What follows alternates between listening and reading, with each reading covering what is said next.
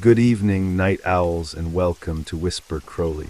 Tonight, I will guide you into a world of darkness, hoping to help you relax and unwind. Perhaps some of you will even drift into a haunting yet soothing sleep. Before we begin, let me know where you're listening from and what time it is for you. And now we begin. The question from the old station attendant lingered in my mind as I checked my watch for the fifth time in as many minutes. 11:47. My regular train home had been delayed by nearly 3 hours, and Millfield Station had emptied until only I remained. Being the last person in a place that should be bustling with activity always creates an unsettling atmosphere, but tonight felt different. My name is Daniel Harmon, 34 years old, divorced, and working too many hours at a marketing firm in the city. Tonight was supposed to be like any other Thursday. Catch the 8:15 back to Cromwell Heights, microwave some leftovers, fall asleep to whatever was on television.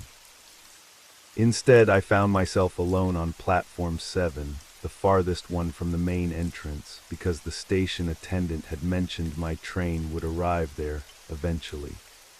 The distant fluorescent lights flickered, creating momentary shadows that seemed to move of their own accord. A cold draft swept across the platform, carrying the scent of something metallic and unfamiliar, not quite rust, but similar. More like old pennies left too long in damp earth. I pulled my coat tighter, noticing how the usual sounds of the station had faded. No distant announcements, no hum of vending machines, no footsteps of late-night cleaners. Just silence, punctuated occasionally by a faint, rhythmic tapping that seemed to come from somewhere beneath the platform. Dub, dub, dub. My phone had lost service 20 minutes ago. The information screens had gone dark shortly after. I considered walking to the main road to call a taxi, but something kept me rooted to that bench. Professional obligation, perhaps, or simple fatigue after a 14-hour workday. The old attendant's words repeated in my mind. The night train comes for those who have been forgotten or who want to forget. He'd chuckled afterward, clearly thinking he was being clever with a weary traveler. But his eyes hadn't matched his laugh. They'd remained serious, almost warning. Dub, dub, dub. The sound grew slightly louder.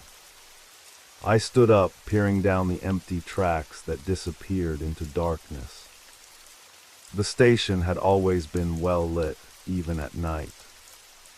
When had the lights at the end of the platform gone out? "Hello," I called out, my voice strangely muffled, as if the air itself was absorbing the sound. No response. Dub, dub, dub. Then I noticed something peculiar. The station clock, which had read 11:47 for what seemed like an eternity, now showed midnight. Yet I hadn't seen the minute hand move. It had simply jumped. A cool breeze rushed past me, this time carrying something more than just that strange metallic scent.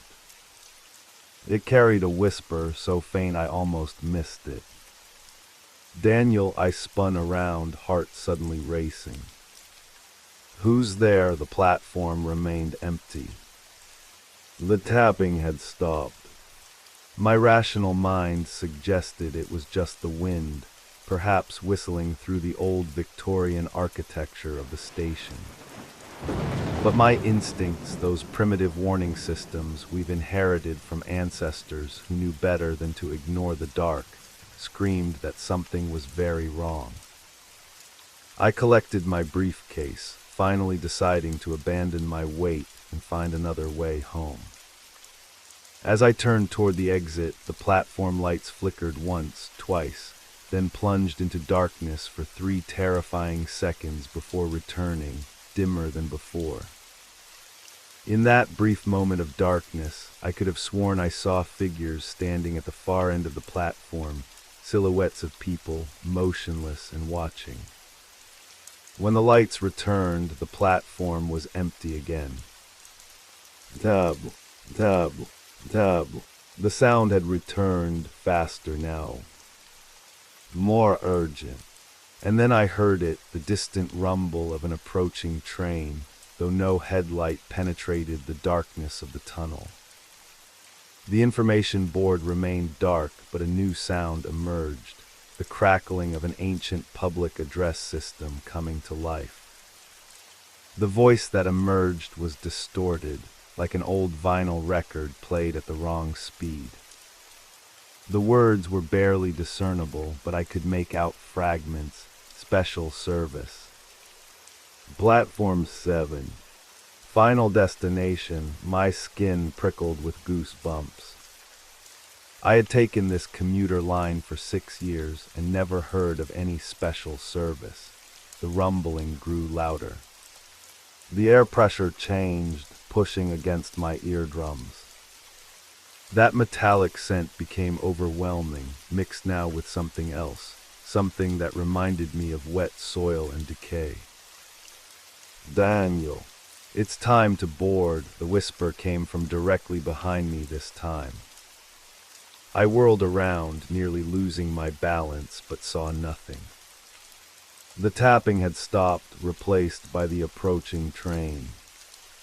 As the front of the train emerged from the tunnel, I realized why I hadn't seen a headlight. The train had none.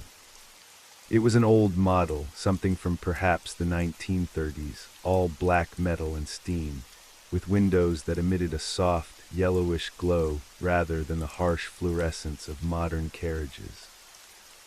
It moved slowly, almost deliberately, the wheels making a rhythmic sound against the tracks. Dub, dub, dub. My heart was pounding so hard I could feel it in my throat. This wasn't my train. This wasn't anyone's train. And yet, as it came to a stop before me, I felt an inexplicable pull, a desire to step aboard that both terrified and intrigued me. The doors slid open with a sigh, revealing an elegantly appointed interior that belonged to another era. Polished wood paneling, brass fixtures, velvet seats. And standing just inside the doorway was a conductor in an immaculate uniform, his face obscured by shadows despite the interior lighting. All aboard, he said, his voice normal, human, and somehow more terrifying for it. This is your platform, Mr. Harmon. This is your train. I took an instinctive step backward. How do you know my name? The conductor tilted his head slightly. All passengers are expected, especially those who have been waiting so long. I wasn't waiting for this train, I said, my voice steadier than I felt. I'm waiting for the commuter rail to Cromwell Heights. The conductor seemed to consider this. Are you certain? Many passengers say similar things, yet they're always in the right place at the precisely correct time. Beyond him, I could make out other passengers seated in the carriage. They sat motionless, their features indistinct, like photographs left too long in the sun. Please, the conductor extended a gloved hand. Your ticket has already been paid for. My phone vibrated in my pocket suddenly, service restored. I reached for it, desperate for connection to the normal world. The message on my screen froze my blood, all aboard the midnight train. Final boarding call for Daniel Harmon. The sender was listed simply as Platform 7. I backed away further, nearly stumbling over my briefcase. The conductor remained in the doorway, hand extended. Behind him, the indistinct passengers had all turned their heads toward me in perfect unison. "The doors will be closing soon, mister." Harmon, the conductor, said, his voice taking on an edge of impatience. "And I'm afraid the next train won't come for." Quite some time, the station lights flickered again, and in that moment I made my decision. I ran. I ran until my lungs burned, sprinting through the deserted corridors of Millfield Station, past shuttered food kiosks and darkened waiting areas. My footsteps echoed off the tiled floors as I made my way toward the main entrance, never once looking back despite the overwhelming urge to do so. When I burst through the front doors onto the street, I was greeted by the comforting sight of traffic lights, passing cars, and the distant glow of the city skyline. Normal, ordinary, real. I gulped down the cool night air, my heart still hammering against my ribs. "You all right there, mate?" A taxi driver had pulled up to the curb, window rolled down, eyeing me with mild concern. "You look like you've seen a ghost." I almost laughed at how close to the truth his casual comment was. "I'm fine. Just missed my train." "Could you take me to Cromwell Heights?" The ride home was uneventful. I even began to rationalize what had happened, exhaustion from overwork, perhaps a brief hallucination brought on by stress and sleep deprivation. The taxi driver's chatter about football scores and weather forecasts anchored me back to reality, and by the time I unlocked my apartment door, I had nearly convinced myself that the entire episode had been some sort of waking dream. My apartment welcomed me with its familiar mediocrity: unwashed dishes in the sink, half-finished reports spread across the coffee table, the blinking light of my answering machine. One message, my ex-wife Rebecca, reminding me about alimony. Nothing supernatural there, just the ordinary horror of real life. I took a hot shower, made a sandwich, and fell into bed, determined to forget the incident at Platform 7. Tomorrow was Friday, and after that, a weekend of recovery before starting the cycle again. Sleep came surprisingly easily, though my dreams were fragmented in strange, flickering lights, the sound of wheels on tracks, and whispers calling my name from behind closed doors. Friday morning dawned bright and clear. I dressed, made coffee, and decided to drive to work rather than risk another night train experience. The office was its usual chaotic self. Deadlines, meetings, the constant ping of emails demanding immediate attention. Colleagues complained about traffic, discussed weekend plans, argued about the coffee machine. No one mentioned ghost trains or mysterious conductors knowing their names. By mid-afternoon, I had almost completely dismissed the previous night's experience as a bizarre stress reaction. "Almost. Harmon, I need those mock-ups for the Westland account," my boss, Richard, barked as he passed my cubicle. "And why aren't you answering your phone?" "Client's been trying to reach you all morning." I frowned, checking my desk phone. No blinking message light, no missed calls registered. "Which client?" I asked. Richard paused, turning back with an impatient expression. "Transit Authority, of course. The one you've been working with for months. Millfield Station renovation campaign." Ring any bells? A cold sensation spread through my chest. "Millfield Station. I'm not working on that account." Richard's impatience gave way to confusion. "What are you talking about?" "It's your biggest project. You were there last night doing the site inspection, according to your calendar." I opened my mouth to protest, then closed it again. My email calendar confirmed Richard's claim. A 3-hour block labeled Millfield Site Inspection, Platform 7 scheduled for the previous evening. An appointment I had no memory of creating. "Right," I said weakly. "Sorry, just juggling too many projects." Richard seemed satisfied with this explanation and continued on his way, leaving me staring at my computer screen, my hands suddenly cold and clammy. I searched through my emails and found dozens related to the Millfield project. Emails I had apparently sent and received, meeting notes I had written, design concepts bearing my name. An entire project I had no memory of working on, yet the evidence suggested I had been deeply involved for months. My office phone rang, startling me out of my confusion. I hesitated before answering. "Marketing, Daniel Harmon speaking, Mr. Harmon." The voice on the other end was formal, professional. "This is Thomas Weber from Millfield Station Management. I wanted to thank you for your time last night and confirm that we've approved your proposed designs. We're particularly impressed with your concept for Platform 7. My mouth went dry.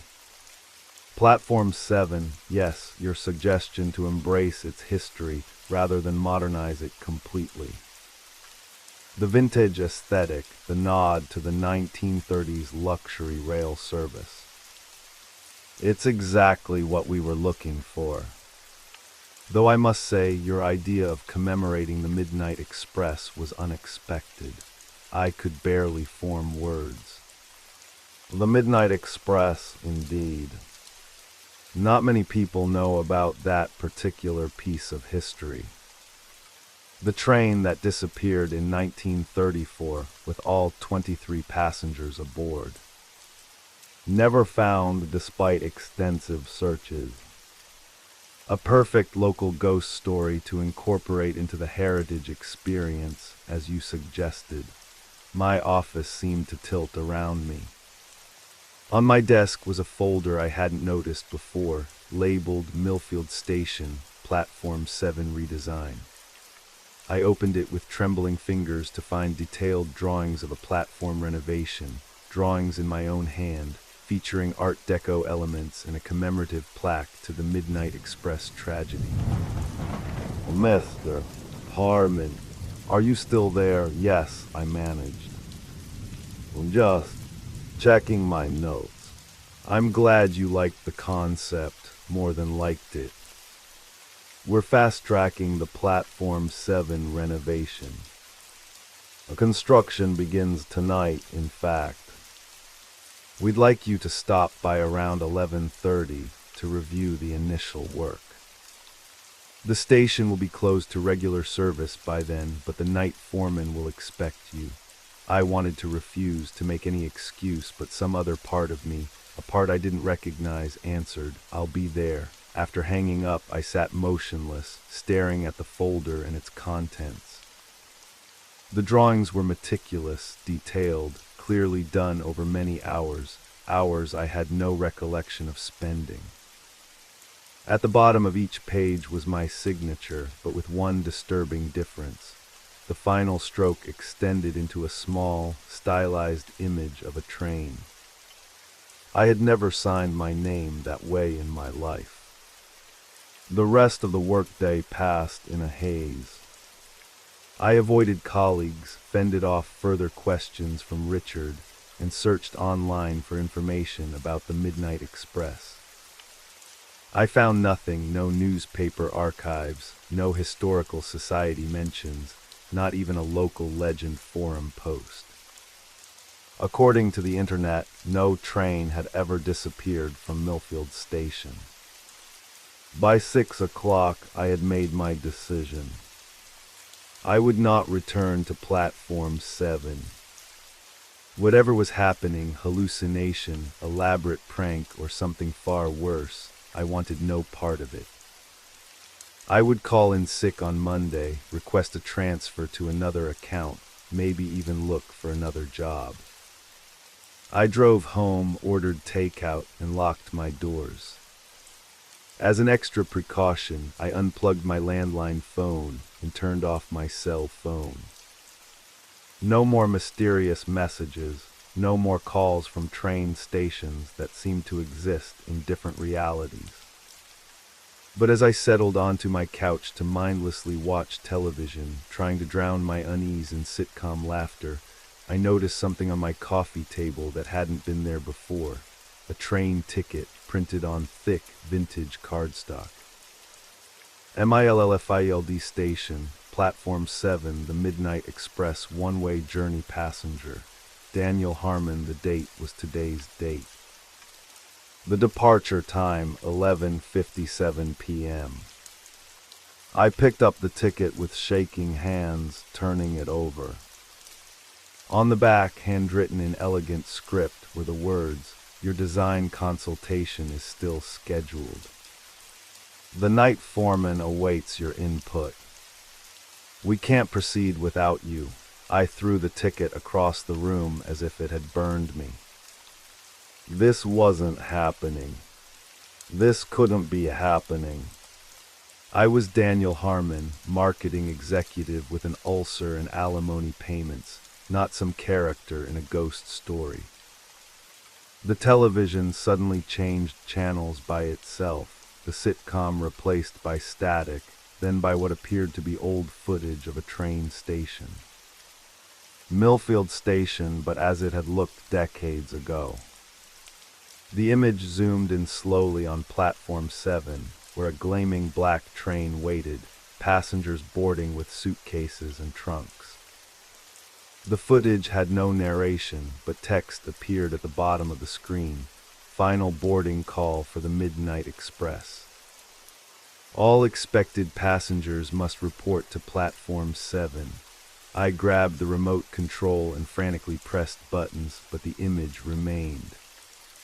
I tried unplugging the television, but it continued to play, the screen now showing the interior of the train, luxury compartments, smiling attendants, passengers settling into their seats. One seat remained empty. The camera lingered on it as text appeared again, reserved for D. Harmon, marketing consultant. I backed away from the television until I hit the wall, then sank to the floor, covering my eyes. When I finally looked up again, the television was off, the room silent except for my ragged breathing. My phone, which I was certain I had powered down, lit up on the coffee table, displaying the time, 11:15 p.m. Below it was a notification. Car arriving in 5 minutes to take you to your appointment at Millfield Station. I threw the phone into a drawer and barricaded myself in the bathroom, the only room in my apartment with no electronics, no screens, nothing that could relay messages from whatever force was trying to reach me. At exactly 11:20, my doorbell rang. I ignored it. It rang again 3 times in succession, then fell silent. Relief washed over me. Perhaps whatever this was had limits, boundaries it couldn't cross without invitation. That relief evaporated when I heard my front door open, followed by measured footsteps crossing my living room floor. "Well, Mr. Harmon," the voice was precise, professional. "Your car is waiting. We don't want to be late for your appointment." There was something wrong with the voice. It sounded almost human, but with subtle discordances, like multiple voices speaking in near-perfect unison. I pressed myself against the bathroom door, holding the handle with white-knuckled intensity. "Go away. I'm not going anywhere near that station." A pause. "I'm afraid that's not possible, Mr. Harmon. You've already committed to the project. Your designs have been approved. Construction has begun based on your specifications. I never designed anything." "I don't know what you're talking about." Another pause, longer this time. Perhaps you don't remember. Many don't at first. But you've been working with us for quite some time, Mr. Harmon. Ever since your first visit to Platform 7, 6 years ago. 6 years ago. When I had first started taking the commuter train after my divorce. When I had first moved to this soulless apartment and started my current job. The train has been waiting for you for a very long time, the voice continued, closer now. Your seat has been reserved. The other passengers are expecting you. The bathroom doorknob began to turn, though I was still gripping it from my side. The metal grew ice cold beneath my fingers. Please open the door, Mr. Harmon. The Midnight Express runs on a precise schedule. I jammed a towel beneath the door and backed away toward the small bathroom window. Outside was a fire escape, rusty and rarely used, but my only option. As I struggled with the window latch, I heard a soft chuckle from the other side of the door. You can run if you wish, Mr. Harmon. Many have tried. But Platform 7 exists in many places, and the Midnight Express always arrives exactly when it's supposed to. I finally wrenched the window open and squeezed through onto the fire escape. The metal creaked beneath my weight as I descended as quickly as I dared, not looking down at the 4-story drop below me. When my feet hit the pavement of the alley behind my building, I ran without direction, without purpose, with only the desperate need to be anywhere but near my apartment, near Millfield Station, near Platform 7. I ran until the residential streets gave way to commercial buildings, then to warehouse districts, then to the outskirts of the city where streetlights became scarce and the roads narrowed. Eventually, exhausted and disoriented, I stopped to catch my breath beneath the sole functioning streetlight on an unfamiliar road.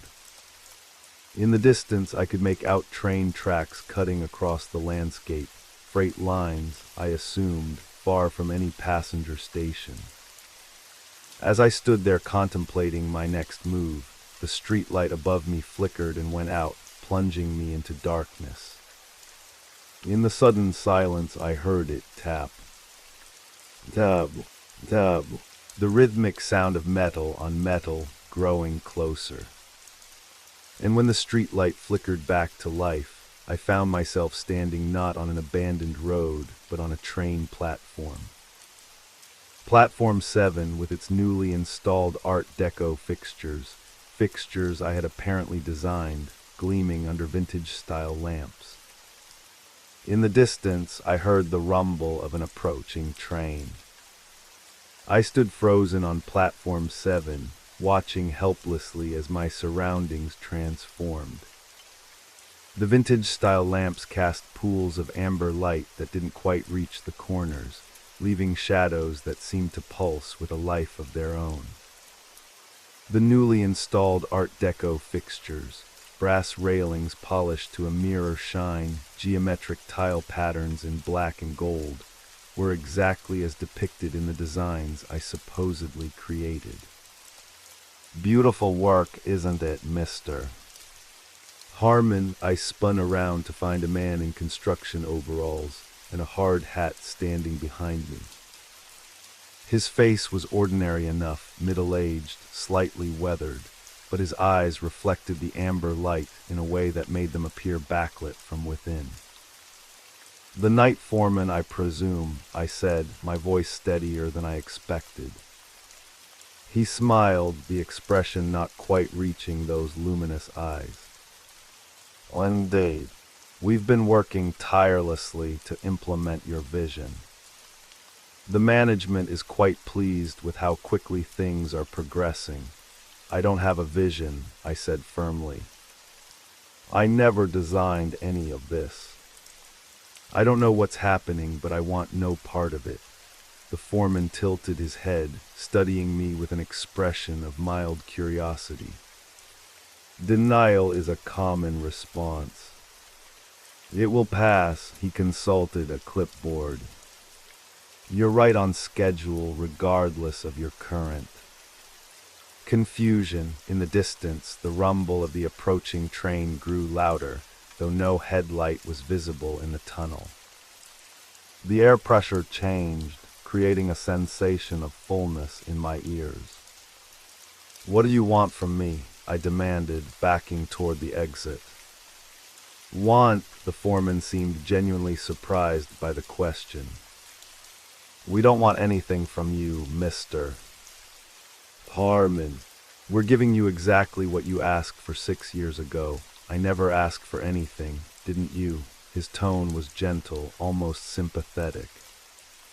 "The night you first arrived at Millfield Station, standing alone on platform 7 after missing your regular train. The night after signing your divorce papers. The night you stood at the edge of the platform for 23 minutes, contemplating how easy it would be to step forward when the express came through." My blood ran cold. No one knew about that night. Not my therapist, not my ex-wife, not even my closest friends. The night I had come closest to ending everything. "You made a wish that night," the foreman continued.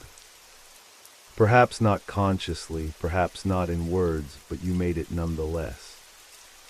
You wished for another option, not life as it was, not death, but a third path.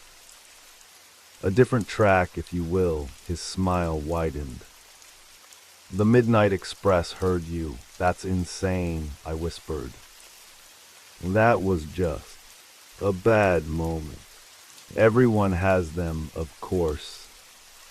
But not everyone has them while standing on platform 7 at precisely 11:57 p.m. when the veil between tracks is thinnest." He checked his watch. "Speaking of which, we should complete our inspection.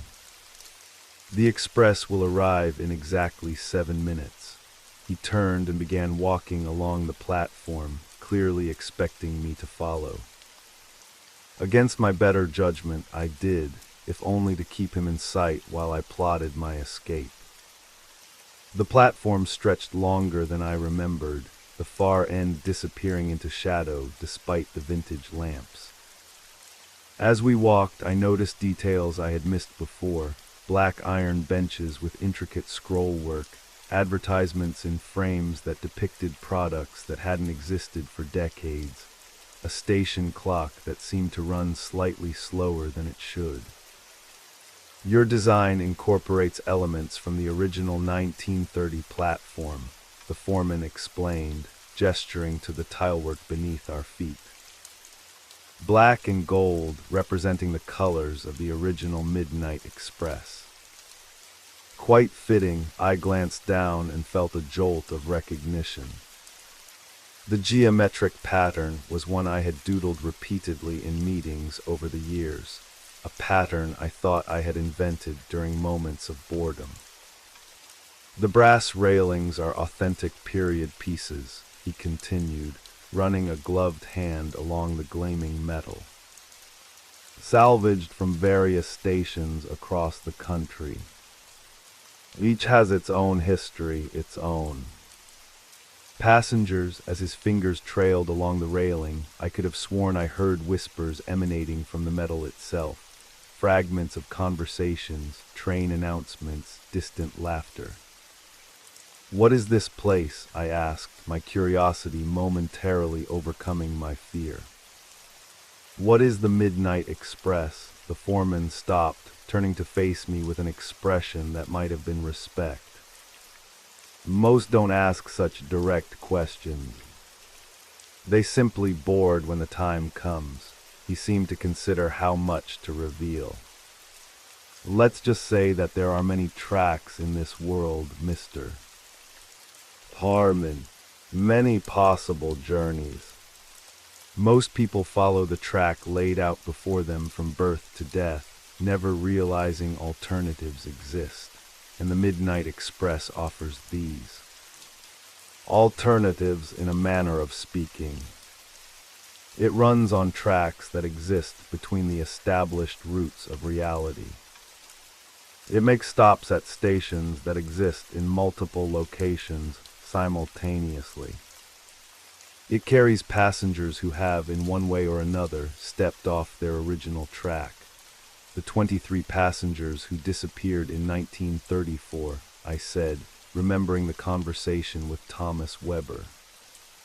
Did they step off their track? The foreman's eyes gleamed. Very good, mister. Harmon. Yes, they made the choice to board. Just as others have since then. Just as you will tonight. I'm not boarding any train, I said firmly. We shall see. He checked his watch again. 4 minutes remaining. Let's continue. As we approached the far end of the platform, the shadows grew denser, the air cooler. The tile pattern beneath our feet subtly shifted, the geometric designs now incorporating what looked like stylized human figures, their limbs elongated and intertwined with the tracks. This section was particularly inspired, the foreman said, noticing my attention to the floor. Your subconscious has a remarkable understanding of the connection between passengers and the journey. I didn't design this, I insisted, though with less conviction than before. The patterns did look like something I might have drawn during one of my late-night work sessions, when exhaustion lowered the barriers between conscious thought and deeper impulses. Perhaps not consciously, the foreman conceded. But your signature is on every blueprint, every specification document. Your hand guided every detail. He pointed to a nearby bench. Even that, the bench appeared ordinary at first glance, black iron, Art Deco styling. But as I looked closer, I noticed that the scrollwork formed words when viewed from certain angles. My name repeating in an endless pattern, intertwined with dates. The date of my divorce, the date I moved to my current apartment, the date I first contemplated stepping off the platform. On today's date. This isn't possible, I said, running my fingers over the cold metal. I would remember designing this. I would remember any of this, would you? The foreman's voice had changed, becoming less human, more like the distorted announcements I had heard the previous night. Memory is a peculiar thing on Platform 7. Time works differently here. Perhaps you haven't designed these things yet. Perhaps you've been designing them all your life. In the distance, I heard it, the distinctive sound of metal wheels on tracks approaching steadily. Dub, dub, dub. The foreman checked his watch one final time. 2 minutes remaining. We should proceed to the boarding area. I told you I'm not getting on that train. Yet here you are on Platform 7 at 11:55 p.m., exactly where you need to be. His voice was almost gentle. Some part of you has always known this was your destination, mister. Harmon, as if in response to his words, the platform lights dimmed further, now illuminating only a narrow path leading to the spot where the train's doors would open.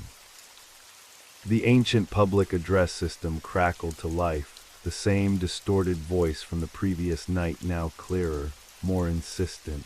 The Midnight Express will arrive at Platform 7 in exactly 2 minutes. All passengers please proceed to the designated boarding area. This is the final call for service to all alternate destinations. The foreman gestured for me to follow the illuminated path. When I remained rooted in place, his expression changed, the human pretense falling away, revealing something ancient and patient beneath. You can board willingly as a designer returning to inspect his creation, he said, his voice now containing multitudes, male, female, young, old, all speaking in perfect synchronization. Or you can board as a standard passenger. The choice affects the journey but not the destination, and if I refused to board at all, the foreman, or whatever wore that form, smiled. That option was removed 6 years ago when you first called to the express. You've been on borrowed time ever since, living a half-life, designing your eventual passage one unconscious sketch at a time. To demonstrate his point, he reached into his pocket and withdrew a small notebook. My notebook, which should have been on my bedside table at home. He flipped it open to reveal pages of drawings, train cars, platforms, Art Deco patterns, all in my handwriting, all featuring elements of the very platform where we now stood. Your conscious mind resists, the entity continued, but the rest of you has been preparing for this moment for years. Why do you think you never remarried? Never sought promotion? Never moved from that temporary apartment? You've been waiting, mister. Harmon, waiting for your train. The rumbling grew louder. A cold wind rushed through the platform, carrying that same metallic scent I had noticed the previous night, old pennies, rusty tracks, and something else I now recognized, ink. The ink I used in my technical drawings. 1 minute remaining.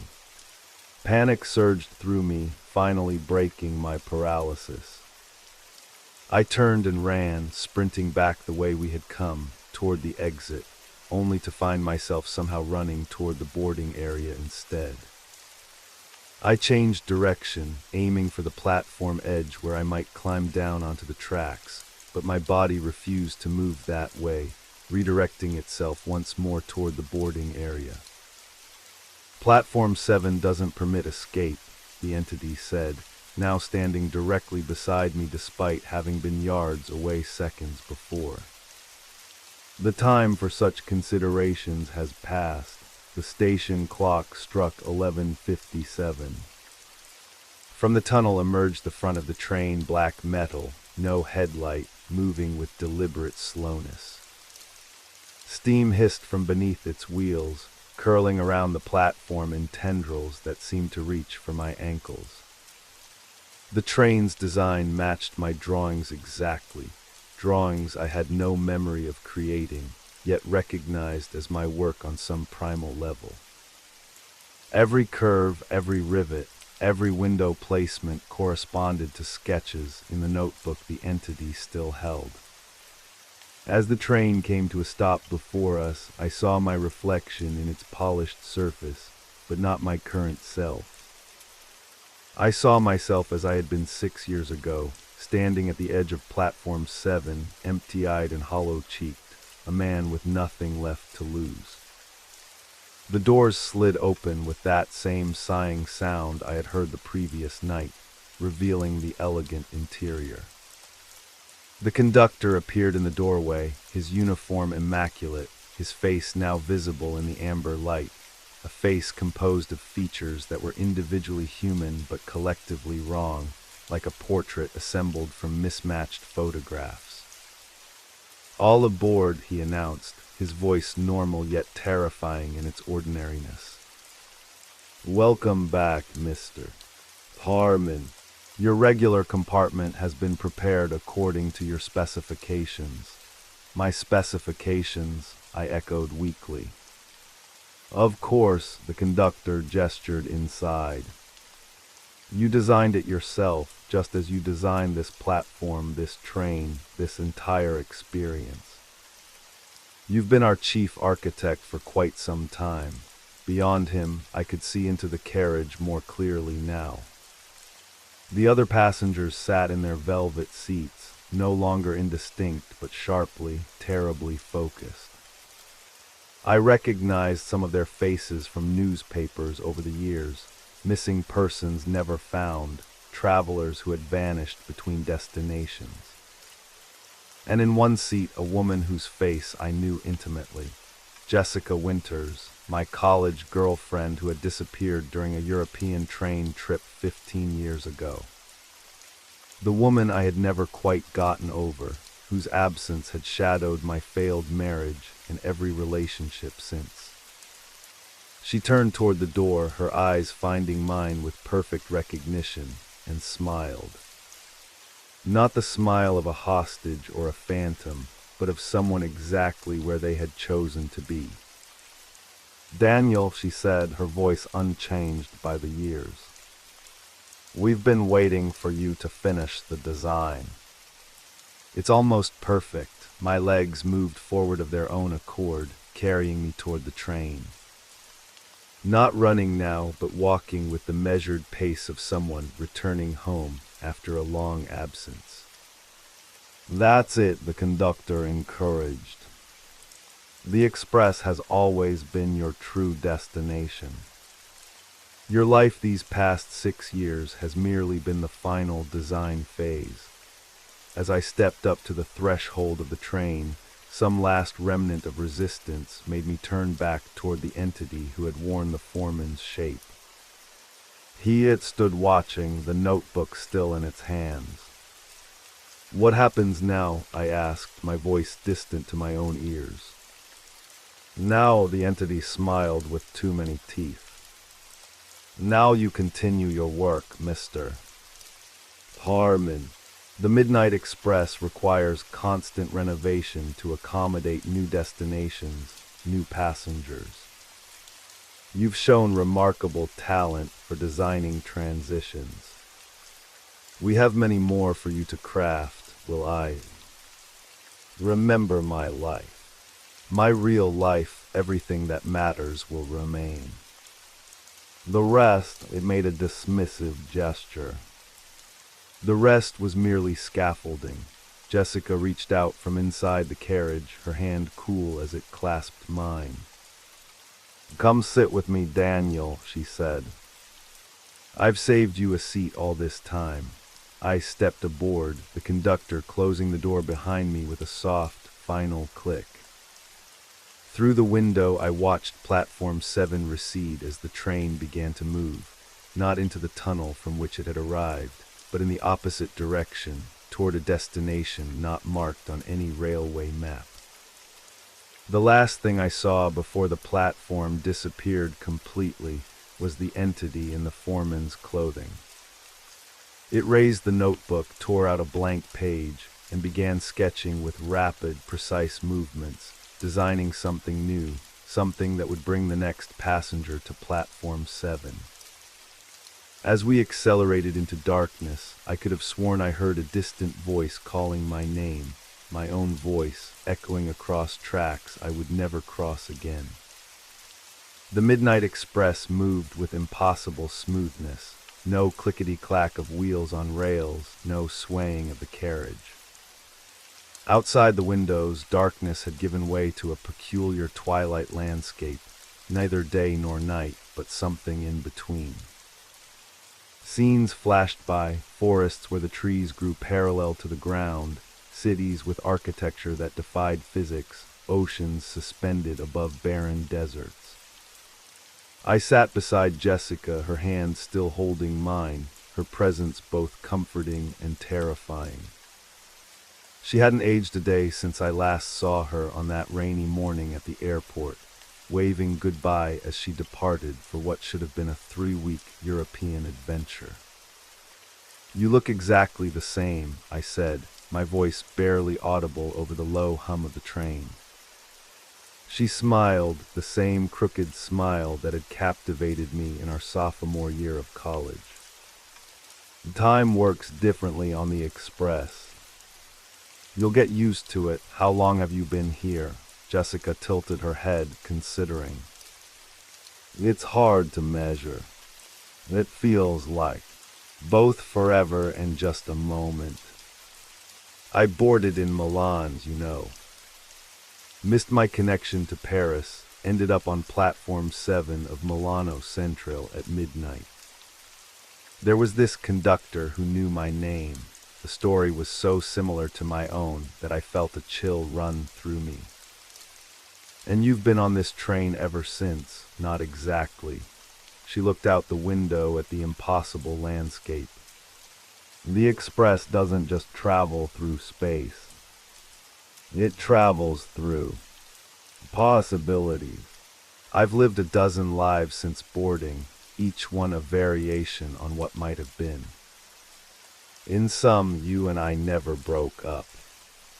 In others, we never met at all. My head was spinning. But now you're here. With me because you're finally here too. She squeezed my hand. I always knew you would be, eventually. Everyone who belongs on the express finds their way to it sooner or later. I looked around the carriage at the other passengers. They were engaged in quiet conversations, reading vintage newspapers, or simply gazing out at the surreal landscape. All seemed perfectly at ease, as if commuting through impossible geometries was the most natural thing in the world. Are they all like us? People who stepped off their track, Jessica nodded. In one way or another. Some were called more directly than others. Some designed their own way here like you did. She leaned closer, her voice dropping to a whisper. But not all of them are passengers, Daniel. Some are. Staff. Before I could ask what she meant, the conductor appeared at our side, moving with that same unsettling fluidity I had noticed on the platform. Up close, the wrongness of his features was more apparent, his eyes slightly too large, his smile extending a fraction too far across his face. "Well, Mr. Harmon," he said pleasantly, "I trust you're settling in. Perhaps you'd like to see your compartment now. We've prepared it according to your specifications." "I don't have specifications," I said, the words sounding hollow even to myself. The conductor's smile didn't falter. "But you do. You've been designing it for years." He produced a key from his pocket, an ornate brass key that matched the Art Deco stylings of the train. "Compartment 23. Your private workspace." I looked to Jessica, who nodded encouragingly. "Go on. I'll be here when you get back." Reluctantly, I released her hand and stood. The conductor led me through the carriage, past rows of passengers who turned to watch as I passed. Some nodded in recognition. Others whispered behind cupped hands. One elderly woman reached out to touch my sleeve as I walked by, her eyes filled with what looked like gratitude. We passed through 3 more carriages, each more luxurious than the last, until we reached a door marked with an ornate 23 in brass numerals. The conductor inserted the key, turned it with a solid click, and pushed the door open. "Your design studio," he announced, stepping aside to let me enter. The compartment was larger than should have been possible within the confines of a train carriage, a spacious room with drafting tables, art supplies, and walls covered in technical drawings, sketches, and blueprints. A large picture window offered a view of the ever-changing landscape outside, while a comfortable-looking bed occupied one corner beside a small private washroom. But what drew my attention immediately were the drawings on the walls. Hundreds of them, each in my distinctive style, depicting train stations, platforms, carriages, and landscapes, some recognizable from my journey so far, others completely unfamiliar. "I don't understand," I said, moving closer to examine a detailed rendering of what appeared to be an underwater train station, with passengers boarding through airlocks. "I never drew these, not in your waking hours perhaps," the conductor conceded. "But in dreams, in those moments between sleep and wakefulness. During those long meetings when your hand doodled while your mind wandered." He crossed to a drafting table where a half-finished design lay, a desert platform with a train made of sand and bone, waiting for passengers beneath twin moons. "Your most recent work," he explained, Almost complete. Another junction point between realities, another platform 7 for those ready to depart their designated track. I backed away from the drawing, bumping into a bookshelf filled with leather-bound volumes. Pulling one out at random, I found it contained more sketches, early work, judging by the style from when I was just a child. Crayon drawings of impossible trains, marker sketches of stations floating in clouds. "No," I whispered, dropping the book. "This isn't possible. I would remember creating all this, would you?" The conductor's voice had taken on that multi-layered quality again, as if multiple voices were speaking through him. "Memory is selective, Mr. Harmon, especially for those who have always had one foot on the express. What does that mean? It means you've been one of ours since birth." "Some are," he gestured to the bookshelf. "Those early designs, made before you could properly hold a pencil, they called to us. Showed us your potential. We've been nurturing your talent ever since, guiding you toward Platform 7 at precisely the right moment." I felt sick, my head throbbing with a sudden pressure. "I had a life. A real life. Parents, school, college, marriage, all real," the conductor agreed. "All necessary for your development. The tracks you traveled shaped your perspective, informed your designs." He picked up a framed photograph I hadn't noticed before, a picture of me as a child, standing with my parents at a train station. Even they knew on some level. "Why do you think your father took you to rail yards every Sunday? Why your mother bought you model trains instead of toy cars?" I snatched the photograph from him. It was genuine. I remembered the day it was taken, my 8th birthday, my first ride on a real steam engine. "But how had it gotten here?" "You've been preparing for this role your entire life," the conductor continued. "The divorce, the depression, the night you contemplated stepping off the platform, all necessary steps to bring you to full awareness of your true purpose." "And what purpose is that?" I demanded, anger finally cutting through my confusion. "To design more traps. More platforms to lure people away from their lives." The conductor's expression shifted to one of genuine surprise. "Traps? Is that what you think this is?" He gestured toward the window, where the landscape had changed to a shimmering aurora borealis stretching across a midnight sky. "The Express doesn't trap, Mr. Harmon. It liberates. It offers alternatives when the prescribed track becomes unbearable. You're saying everyone on this train chose to be here, of course.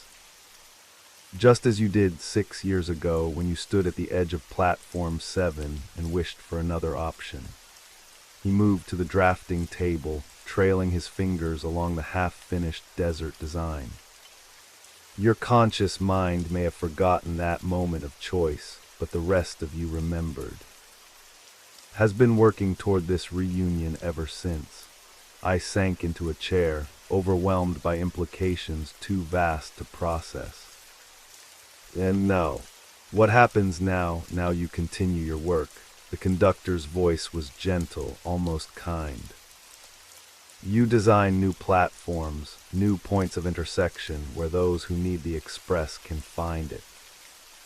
You help us expand our network, and if I refuse," the conductor regarded me with an expression of infinite patience. "You won't. This is who you are, Mr. Harmon. It's who you've always been." The only choice was when you would finally take your seat on the express, not if. He moved toward the door, pausing with his hand on the knob. "Rest now.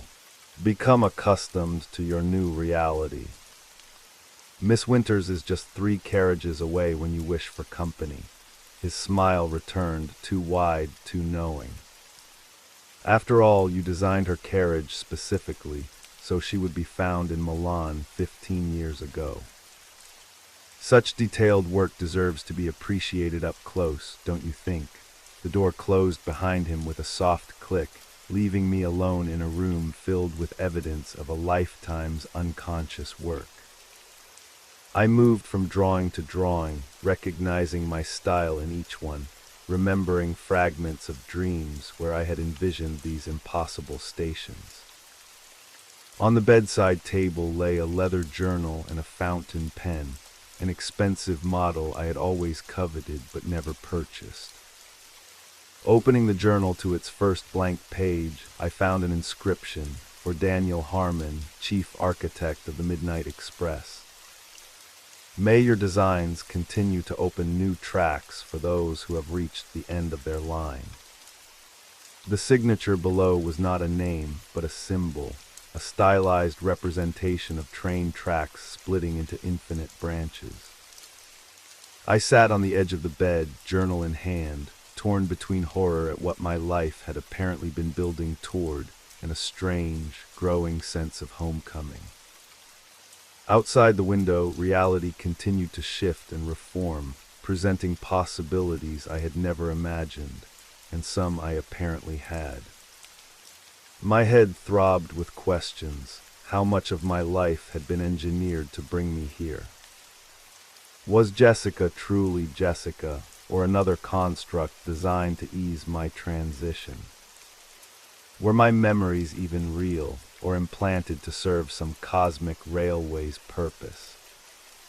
The pen felt right in my hand, its weight perfectly balanced. Almost without conscious thought, I began to draw a new platform, a new intersection between realities, a new gateway for those seeking escape from unbearable tracks.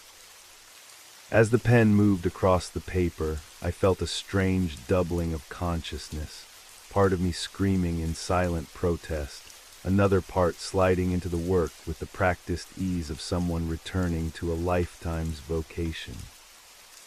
Hours or minutes later, time had indeed become difficult to measure. A knock at the door roused me from my creative trance. I had filled 7 pages with detailed renderings of a lighthouse station, where the beam called not to ships, but to trains emerging from the mist. "Come in," I called, surprised by the authority in my own voice. The door opened to reveal Jessica, now dressed in a vintage traveling suit that matched the era of the train. "They told me you might want company," she said, stepping inside. "Your compartment is even nicer than mine." I set the journal aside, suddenly aware of how easily I had fallen into the role prepared for me. "Jessica, is any of this real? Are you real? Am I still me?" She crossed to sit beside me on the bed, taking my hands in hers. "What is real, Daniel?" "The life where you spent 6 years in a job you hated, in an apartment you never bothered to properly furnish, still paying alimony to a woman who never understood you." She lifted one hand to my cheek. "Or this, where your gifts are recognized, where you create worlds instead of marketing campaigns, where I've been waiting for you to finally arrive." Her touch was warm, solid, undeniably present. The Jessica I remembered, yet somehow more.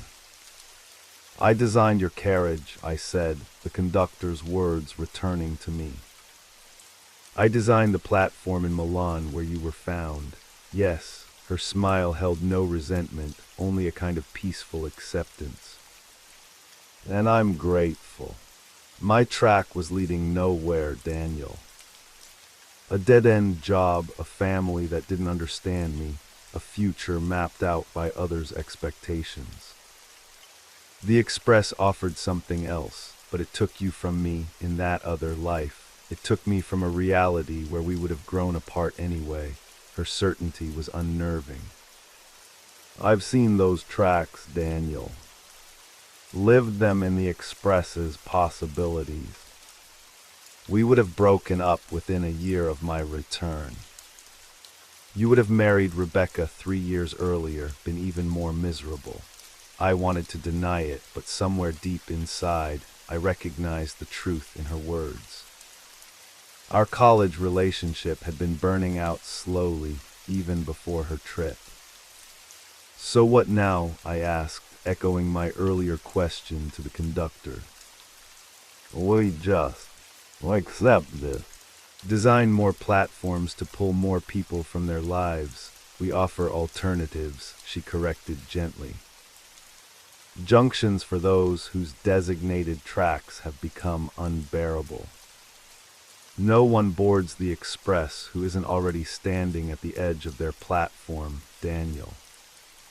One way or another, outside the window, a city of glass towers rose from a sea of clouds, the express now running along elevated tracks that spiraled impossibly around buildings that defied conventional architecture. I designed that, I realized, recognizing elements from a dream I'd had years ago. That entire city, yes, Jessica confirmed. And dozens more. Hundreds of platforms, thousands of destinations. Your mind has been part of the express network your entire life, Daniel. The only difference is that now you're physically aboard as well. She stood, pulling me gently to my feet. Come, let me show you the dining car. The others are eager to meet you properly. The architect rides with us so rarely. The architect, the title felt both foreign and familiar on my tongue. That's what they call you. What they've always called you. She led me toward the door. Don't worry. It will all make sense soon. It already does to part of you. As she opened the door, the corridor beyond had changed, wider, more elegant, with brass fixtures I recognized from my own designs. Passengers stood lining the way, their expressions reverent as they caught sight of me. The architect has joined us, someone whispered, the words passing from person to person like a sacred announcement. Jessica squeezed my hand. See, you're home now. As we moved through the corridor, passengers reached out to touch my sleeve, my shoulder, murmuring thanks for platforms designed exactly when they needed them. Their gratitude was palpable, their relief at finding the express evident in their eyes. They're all so happy, I observed, unsettled by their devotion. Why wouldn't they be? Jessica replied. You gave them what everyone secretly wants, another option. Away off tracks they never chose to begin with, we entered the dining car, an Art Deco masterpiece of polished wood, brass, and velvet. Chandeliers cast a warm glow over tables where passengers dined on impossible delicacies, foods from realities that might have been, prepared by chefs who moved with the same fluid wrongness as the conductor. Conversations paused as we entered, all eyes turning toward me. Then as one, the passengers rose to their feet in silent acknowledgement. The gesture was not planned, not rehearsed, but instinctive, as if my presence demanded recognition on some primal level. Ladies and gentlemen, the conductor announced, appearing suddenly at my side, the architect rides with us tonight. Please continue your meals. The passengers resumed their seats, though many continued to watch me with expressions ranging from curiosity to adoration. Jessica led me to a private table in an alcove, where settings of fine china and crystal awaited. This is all too much, I said as we sat. I'm not whoever they think I am. I'm just Daniel Harmon, marketing executive. Divorced. Ordinary, Jessica laughed, a genuine sound of amusement I remembered from our time together. Oh, Daniel, you've never been ordinary. Why do you think no one at your firm questioned those missing hours when you were designing stations? Why your sketches always seemed to hypnotize anyone who looked at them too long? Why people would move away from you on regular trains, as if subconsciously sensing you belonged to a different kind of transport. A waiter appeared, pouring wine the color of sunset into our glasses. The liquid seemed to shift and swirl with tiny landscapes, miniature versions of the scenes outside our window. To the architect, Jessica said, raising her glass. Finally aboard his own creation, I raised my glass automatically, then paused. If I drink this, if I eat here, does that mean I can never leave? Like Persephone in the underworld, her expression softened. This isn't the underworld, Daniel. And you already made your choice 6 years ago. This is just. Acceptance. The wine caught the light, refracting it into fractals of alternate possibilities. In its depths, I could see glimpses of stations I had designed, passengers finding their platforms, trains departing for realities I had only imagined. To the express, I said finally, and drank.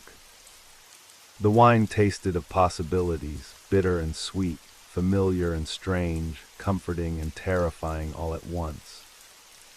As it slid down my throat, something shifted in my perception.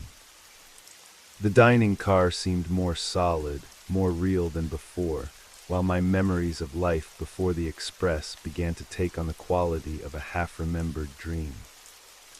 Across the table, Jessica watched the change come over me with knowing eyes. There he is, she said softly. The architect fully awake at last, and I remembered. Not just fragments of dreams or unconscious sketches, but everything, every platform I had designed since childhood, every passenger I had guided to the express, every reality I had helped create as alternatives to unbearable tracks. I remembered my true purpose, obscured by the thin veneer of ordinary life I had maintained as a kind of disguise.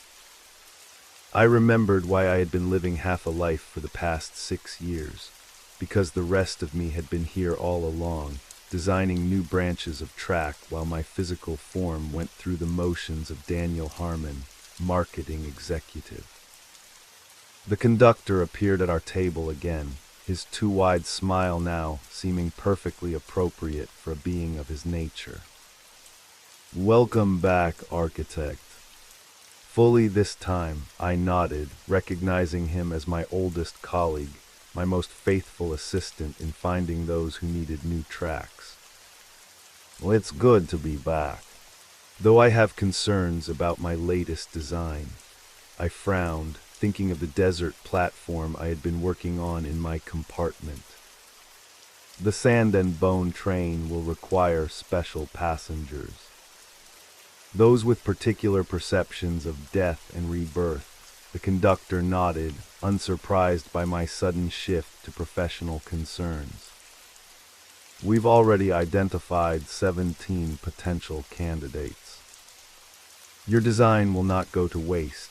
Jessica reached across the table to take my hand, her eyes sparkling with the same intelligence and warmth that had attracted me in college, before I knew who and what she truly was. "Oh, you see," she said. Everything is as it should be. Outside the window, the express continued its journey through landscapes both beautiful and terrible, real and imagined, offering passage to those desperate enough, brave enough, or damaged enough to step off their designated track and board a train that shouldn't exist. And in my mind, new platforms were already taking shape, new stations forming at the intersections of realities, new pathways for those who stood at the edge, looking for another way forward. I had come home to the express at last. The architect had reclaimed his seat. The only question remaining was who would find my next platform and where their journey would lead.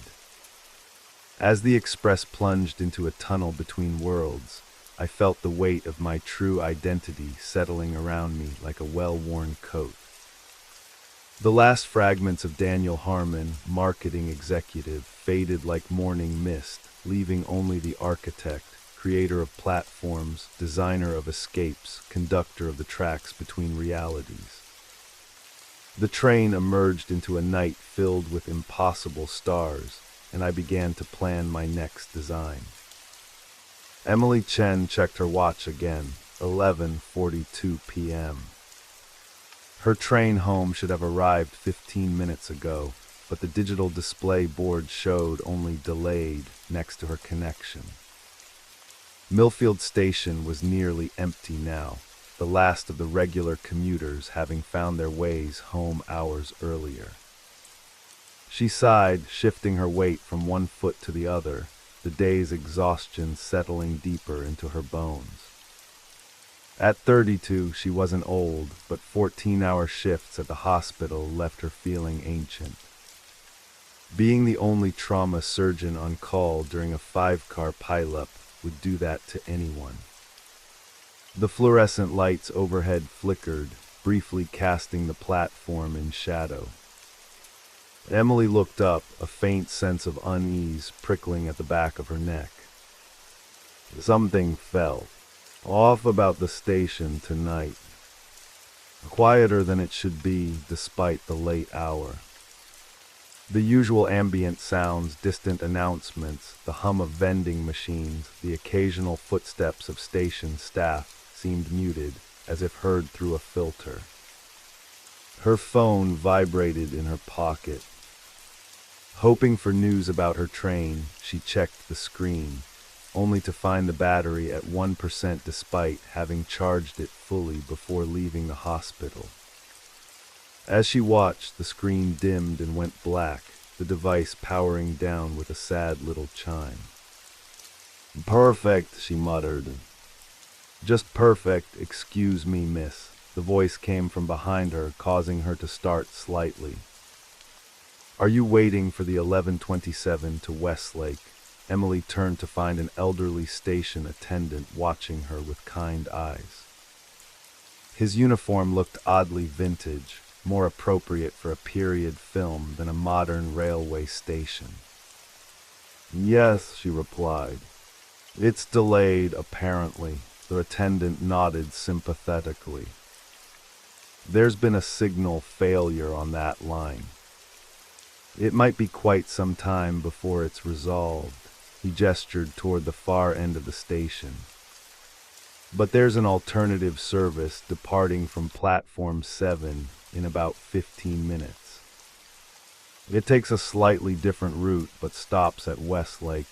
Emily hesitated. After 16 hours on her feet, the prospect of finally getting home outweighed any inconvenience of an unfamiliar route. "Platform 7. I don't think I've ever used that one before. It's one of our older platforms," the attendant explained. "Doesn't see much regular service these days. Mostly used for special routes." He checked his pocket watch, an actual pocket watch, Emily noted with mild curiosity. "You have just enough time. It's the far end of the station through the East Corridor." "Thank you," Emily said, gathering her bag. As she turned to leave, a thought struck her. "Wait, will my regular ticket work for this service?" But the attendant had vanished. Emily frowned, looking around the deserted platform. He had been right there just a moment ago. Perhaps he had moved more quickly than she'd realized, his age belying his mobility. Shaking off her confusion, she made her way toward the East Corridor. The station took on an increasingly abandoned feeling as she walked, the modern renovations giving way to older architecture. The gleaming tiles and digital displays of the main concourse faded behind her, replaced by worn marble floors and Art Deco fixtures that looked as if they hadn't been updated in decades. The east corridor stretched longer than she expected, the ceiling lowering slightly, the air growing cooler with each step. The lighting changed too, from the harsh fluorescence of the main station to softer, amber bulbs housed in brass fixtures shaped like stylized flames. Emily checked her watch again, 11:49 p.m. She quickened her pace, not wanting to miss this alternative train. The corridor finally opened onto a platform that seemed to belong to another era entirely, Platform 7, according to the weathered brass numeral mounted on a pillar. Unlike the concrete platforms of the main station, this one was tiled in an elaborate black and gold geometric pattern. Vintage advertisements in brass frames lined the walls, promoting products Emily didn't recognize. Art Deco benches with intricate scrollwork provided seating, though the platform was empty of other passengers. Emily moved to the nearest bench and sat down, placing her bag beside her. Now that she was still, the silence of Platform 7 pressed against her ears. No distant trains, no announcements, not even the ambient hum of electricity that pervades modern buildings. Just silence and the faint, rhythmic sound that might have been water dripping somewhere out of sight. Dub, dub, dub. Her initial relief at finding a way home began to give way to a vague discomfort. Something about Platform 7 felt wrong, as if she had stepped not just into an older section of the station, but somewhere else entirely. The air tasted different, carrying that same metallic scent she sometimes encountered in the hospital's oldest corridors. Emily stood, suddenly unsure about her decision to wait here. Perhaps she should return to the main concourse, see if there was any update on her regular train. As she gathered her bag, she noticed something on the bench that hadn't been there before, a leather-bound journal, its cover embossed with an intricate design of railway tracks that seemed to branch and converge in impossible patterns. Curious, she picked it up, running her fingers over the cover before opening to the first page. Inside, in elegant handwriting, was a single sentence. For those who have reached the end of their designated track, the Midnight Express offers an alternative route. Emily frowned, turning to the next page. It contained a detailed drawing of Platform 7, the very platform where she now stood, rendered with remarkable precision. The artist had captured every tile, every fixture, every shadow with perfect accuracy. The third page showed a train, an elegant vintage model with gleaming black sides and brass fittings. Steam curled around its wheels, while windows glowed with warm, inviting light. Below the drawing in the same elegant script were the words, "Arrives, 11:57 p.m. Departs when it chooses. Final destination elsewhere." A chill ran through Emily as she checked her watch again, 11:54 p.m. She should live. Every instinct honed through years of emergency medicine, where gut feelings often preceded recognizable symptoms, screamed that she should return to the main station immediately. Yet she remained rooted in place, turning pages in the mysterious journal. The next several pages contained portraits, detailed sketches of people standing on various versions of Platform 7. Some looked afraid, others resigned, a few almost eager. Below each portrait was a name and date. The final completed portrait, labeled Daniel Harmon, Chief Architect, showed a man in his mid-30s with intelligent eyes and an expression of both wonder and acceptance. After this came a blank page, followed by a partially completed sketch that made Emily's blood run cold. It was her own face, rendered in the same precise style as the others, her features captured with impossible accuracy, down to the small scar above her left eyebrow from a childhood accident. The drawing was unfinished, showing only her face and part of her shoulders, the rest of the page empty, awaiting completion.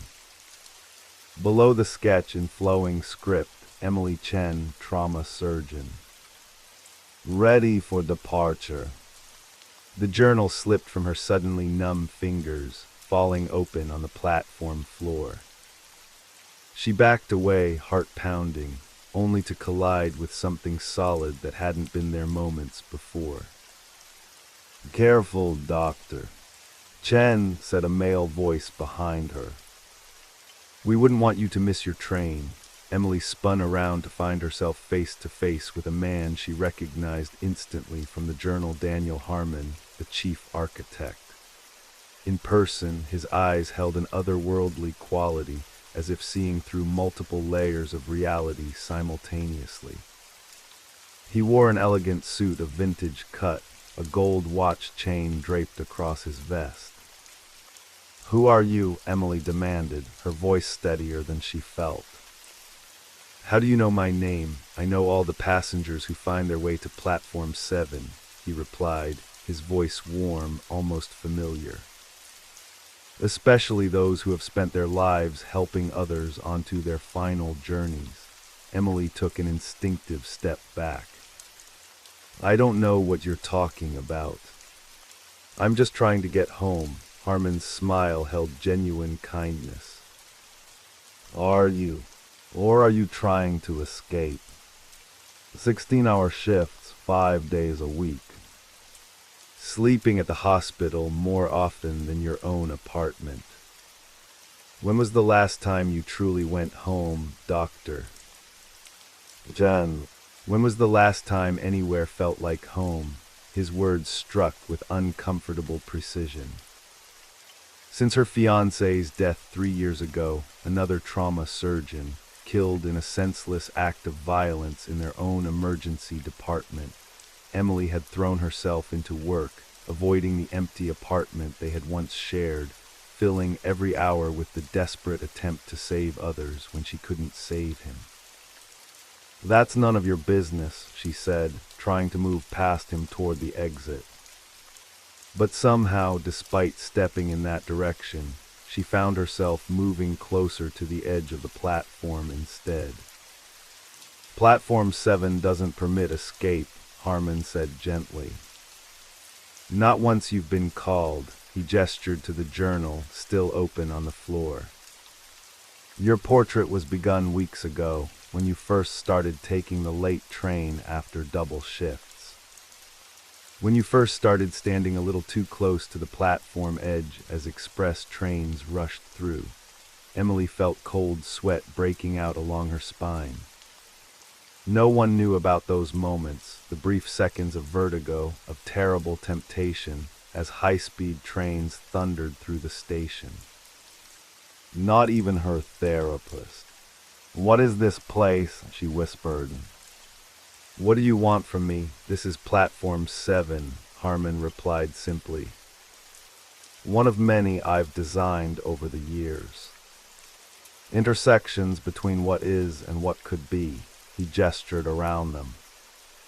And I want nothing from you, Doctor. Jen, I'm merely the architect. The express decides who it calls. In the distance, Emily heard it, the distinctive rumble of an approaching train, though no headlight penetrated the darkness of the tunnel ahead. The platform lights dimmed slightly, the amber glow becoming warmer, more intimate. It's coming, isn't it? She asked, strange calm settling over her despite her fear. Your midnight express, Harmon nodded, checking his gold pocket watch. Right on schedule. 11:57 p.m. The station clock confirmed his words, though Emily couldn't remember seeing a clock on the platform before this moment.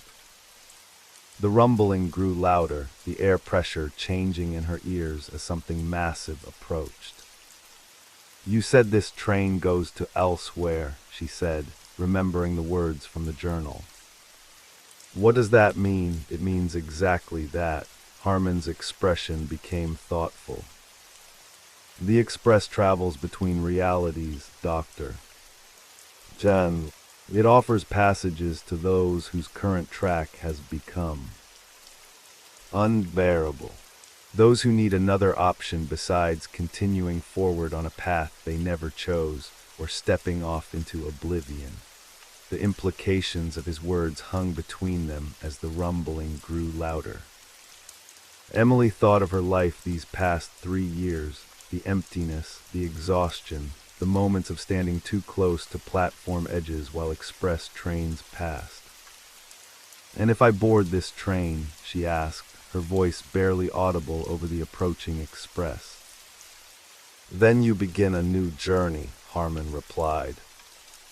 "Perhaps to a reality where Andrew wasn't killed that night in the ER. Perhaps to one where you chose a different path entirely." The express has infinite destinations. Emily's breath caught in her throat. "How do you know about Andrew?" Harmon's smile held infinite compassion. "I know all passengers, Doctor. Jen, their pasts, their broken tracks, their needs. It's why I design the platforms as I do, each one specific to those who will find it when they most need alternatives." From the tunnel emerged the front of a train unlike any Emily had ever seen, black metal gleaming like oil in the amber light, brass fixtures catching and reflecting the glow, windows emitting a soft, golden radiance. It moved with deliberate slowness, steam hissing from beneath its wheels, curling around the platform like seeking tendrils. As it came to a stop before them, Emily saw her reflection in its polished surface, but not just her current self. She saw versions of herself. In one, she wore a wedding ring and the easy smile of someone who had never known devastating loss. In another, she wore different scrubs, suggesting a different specialty. In a third, she carried artist's tools instead of a medical bag. The doors slid open with a soft sigh, revealing an interior of polished wood, brass fixtures, and velvet seats. Standing in the doorway was a conductor, impeccably uniformed, his face composed of features that were almost but not quite human. "All aboard," he announced, his voice normal yet somehow causing the hairs on the back of Emily's neck to rise. "Doctor, Chen, your compartment has been prepared according to the architect's specifications." Emily turned to Harmon, who had retrieved the journal from the floor and was now extending it toward her. "This belongs to you now," he said. "Every passenger receives their own journal. Some use it to record their journeys. Others, like me, discover new purposes for it along the way." She took the journal with trembling hands. "Is this real? Or am I hallucinating from exhaustion? Having some kind of breakdown, does it matter?" Harmon asked gently. "If this is a hallucination, you'll wake in the main station or in your apartment and continue on your current track. If it's real," he gestured toward the waiting train, "then you have a choice to make." The conductor extended a gloved hand. "We depart momentarily, Doctor." "Jen, your seat awaits." Emily looked back toward the corridor that had led her to platform 7, half expecting to see it vanished, replaced by solid wall. But it remained dimly lit, offering the illusion of possible return to her familiar world. "I could just walk away," she said, though she didn't sound convinced even to herself. "You could try," Harmon acknowledged. "Many do. But those called by the express find that all paths eventually lead back to platform 7, one way or another." His eyes held hers with hypnotic intensity. Emily hesitated, her fingers tightening around the leather journal. The train hummed with quiet power, its open door revealing glimpses of another world, or perhaps many worlds waiting beyond. "What about my patients?" she asked, a last tether to the life she knew. "There's a teenage boy scheduled for surgery tomorrow. Car accident. He needs me," Harmon's expression softened. "Time works differently on the express, doctor. Jan, should you choose to return, you could arrive at the exact moment you left. Or," he added, his voice gentle, "you might find a reality where another equally skilled surgeon takes that case." The tracks adjust. The conductor cleared his throat, the sound like distant thunder. "Final boarding call, doctor." "Chen," Emily took a deep breath and stepped toward the train. As she crossed the threshold, the air changed, became richer somehow, charged with possibilities. The fatigue that had been her constant companion for 3 years lifted slightly, as if the train itself was breathing new energy into her. The conductor guided her down a corridor lined with mahogany and brass, past compartment doors bearing names she didn't recognize. Finally, he stopped before one inscribed with Dr. Emily Chen in flowing script. "Your accommodations," he announced, opening the door. Inside was a compartment that shouldn't have fit within the dimensions of the train, a spacious room with a bed, a writing desk, and a window that showed not the station, but a landscape of impossible beauty. Mountains floating among clouds, forests of trees with luminescent leaves, rivers that flowed upward. "Rest now," the conductor said. "The journey begins in earnest once you've had time to adjust. The architect will meet with you tomorrow to discuss possible destinations." As he closed the door, Emily felt the train begin to move, not with the jolt she expected, but with a gentle slide, as if the tracks themselves were made of silk. She placed the journal on the desk and moved to the window, watching as Platform 7 receded into darkness. Through the window, she could see other trains passing in impossible directions, some moving vertically, others following spiraling tracks that defied physics. In the distance, countless platforms glimmered like stars, each one unique, each one waiting for its designated passengers. Emily opened the journal again, turning to her half-completed portrait. As she watched, the drawing continued to form itself, invisible hands completing the sketch to show her standing at the window of her compartment, gazing out at the infinite railway between realities. Below the finished portrait, new words appeared. Emily Chen, trauma surgeon.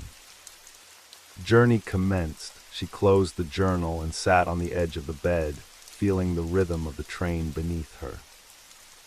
For the first time in 3 years, the crushing weight of grief and exhaustion seemed to lift slightly, replaced by something she had almost forgotten, curiosity. Tomorrow she would meet with Harmon to discuss destinations. Tonight she would rest, cradled in the gentle motion of the Midnight Express as it carried her between the spaces that separate one reality from another. As sleep began to claim her, Emily wondered what Andrew would think of her decision. She could almost hear his voice, gentle and encouraging as always. "You've spent years helping others find their way, Em.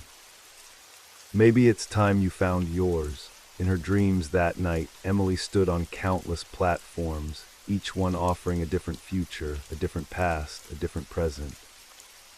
And in every version, she carried the journal of the Express, no longer just a passenger, but something more.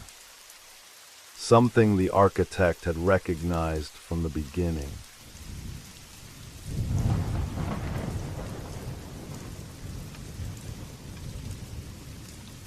You made it to the end of the stories. That means it's the perfect time to subscribe so you don't miss future episodes. And if you haven't already, leave a like and drop a comment. I'd love to hear your thoughts. Have a great time relaxing, and good night.